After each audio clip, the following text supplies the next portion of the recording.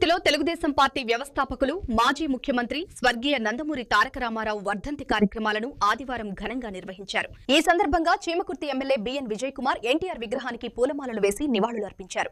అనంతరం మాట్లాడుతూ ఎన్టీఆర్ చేసిన సేవలు చిరస్మరణీయమని, ముఖ్యమంత్రిగా రాష్ట్రానికి పేద ప్రజలకు ఎన్నో సంక్షేమ పథకాలు అందించారని తెలిపారు.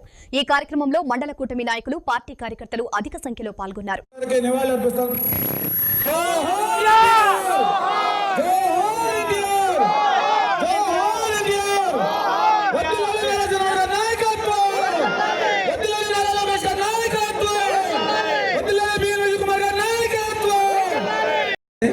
ఎన్టీ రామారావు గారు ప్రజల్లే దేవుళ్ళు అన్నారు. అది మనం గుర్తు పెట్టుకొని అంటే రోజు దండలేయటం వాళ్ళకన్నీ రెసిడెన్షియల్ స్కూల్స్ పెట్టి, మంచి రెసిడెన్షియల్ స్కూల్ పెట్టి క్వాలిటీ ఎడ్యుకేషన్ ఇచ్చి చాలా మంది ఆ రెసిడెన్షియల్ స్కూల్స్ చదివిన వాళ్ళు ఇప్పుడు కలెక్టర్లు, పోలీస్ ఆఫీసర్లు, ఇంజనీర్లు, డాక్టర్లు అయిన వాళ్ళు చాలా మంది ఉన్నారు. 60 సీట్లు ఇచ్చారు.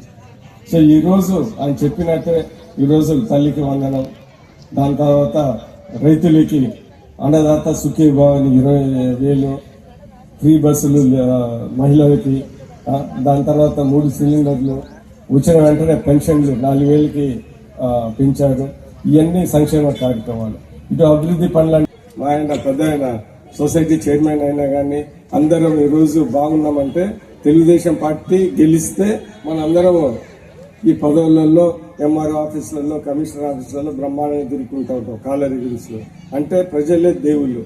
ప్రజలు మన ఎన్నుకున్నారు తెలుగుదేశం పార్టీ, మనం ఇక్కడ ఉన్నాం కాబట్టి మనం చేస్తాం. అందుకని పక్కా గృహాలలో మా ఫాదర్ వీకే సెక్షన్ హౌసింగ్ ప్రోగ్రామ్ లో మా ఫాదర్ డైరెక్ట్ గా ప్రత్యేకంగా ఆ రోజు ఎన్టీ రామారావు గారు వాళ్ళ ప్రభుత్వం ఎన్నిక చేశారు.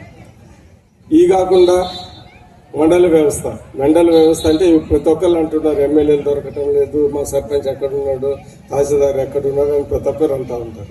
అందుకని మండల వ్యవస్థ తీసుకుని వచ్చి